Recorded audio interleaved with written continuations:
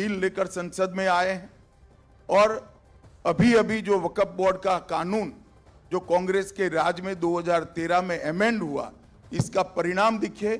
कर्नाटक के गांव वक्फ के कानून के तहत वक्फ की संपत्ति घोषित कर, किसानों की भूमि, लोगों के घर, यहां तक कि मंदिर भी वक्फ की संपत्ति घोषित कर दिए गए। और उस कानून को उचित बदलाव के लिए जब हम लेकर आए हैं तो उसका भी ये अघाड़ी के लोग विरोध कर रहे हैं।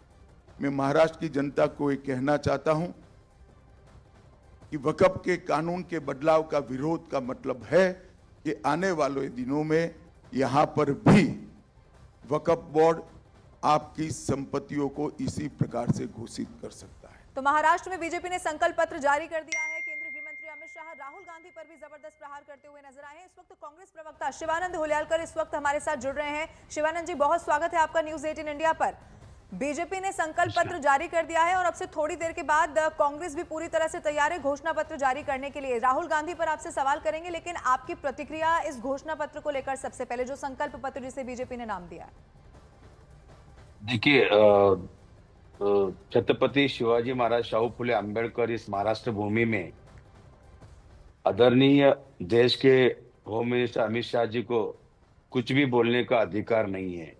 ये सब जुमला इनका सब जुमला है ये। दूसरी बात, महाराष्ट्र में जो उद्योग धंधे सब गुजरात जा रहे हैं उस बारे में नहीं बात कर रहे हैं। वीर सावरकर की इतना इनको लगा है तो वीर सावरकर को इन्होंने भारत रत्न क्यों नहीं दिया? फिर उद्धव ठाकरे के बाला साहब ठाकरे के बारे में इनको इतना इनको चोट लगा है तो फिर उद्धव को तोड़ने का क्या जरूरत था? मराठी मानुस की हर्ट करने की क्या जरूरत था? इनका एक ही जुमला है, सब झूठ बोलना है। बेरोजगार चरम पर पहुंचे हैं, फार्मर आत्महत्या प्रमाण बढ़ गया है, बेरोजगारी बढ़ गया है, महिलाओं के अत्याचार बढ़ गया है, लॉ एंड ऑर्डर फेल्यूर है। महाराष्ट्र में पहला नंबर 1 पे थे महाराष्ट्र, आज महाराष्ट्र 10वें नंबर पर गए हुए हैं। ये दुख की बात है कहते समय। और महाराष्ट्र विकास आघाड़ी, हमारा नेता राहुल गांधी जी के नेतृत्व में, मल्लिकार्जुन खड़गे की नेतृत्व में महाराष्ट्र में महालक्ष्मी योजना गरीब, दलित, वंचित सब महिलाओं के लिए 3000 रुपए देने का हमने फैसला लिया है। महिलाओं के लिए बस मुफ्त पूरा महाराष्ट्र में, कहीं भी अपने माता भगिनी कहीं भी जाए उनको फ्री हमने मुफ्त बस सेवा रखे हैं। दूसरी बात, शिवानंद जी आपके पास आएंगे। आपने जो कुछ भी बोला यहाँ पर, इस वक्त शहजाद पूनावाला भी हमारे साथ जुड़ रहे हैं बीजेपी से, उनसे भी यहाँ पर रिएक्शन जान लेते हैं। शहजाद पूनावाला, आपने सुना होगा शिवानंद ने यहाँ पर क्या कहा। उन्होंने कहा कि अगर इतनी ही उनको फिक्र है तो वीर सावरकर को भारत रत्न अब तक क्यों नहीं दे दिया, बाला साहिब को भारत रत्न अब तक क्यों नहीं दे दिया? क्या रिएक्शन इस पर आपका? सबसे पहले तो कांग्रेस जब अपनी गारंटी गिनाती है तो हिमाचल में 1500 रुपए कितनी महिलाओं को मिले वो भी साथ में बता दे 200 यूनिट फ्री कितना दिया वहाँ पर। यहाँ पर लाड़की बहन योजना का जो 1500 से 2100 अब कर रहे हैं उसका विरोध करते करते कांग्रेस टूट गई। पर दूसरी बात, शिवानंद जी से केवल इतना बोली, शिवानंद जी तो केवल एक मात्र प्रवक्ता है, छोटे नेता है। राहुल गांधी से अधिकृत रूप से लिखवा के दे दे कि बाला साहब ठाकरे जी को और सावरकर जी को दोनों को भारत रत्न की मांग कांग्रेस पार्टी अधिकृत रूप से करती है।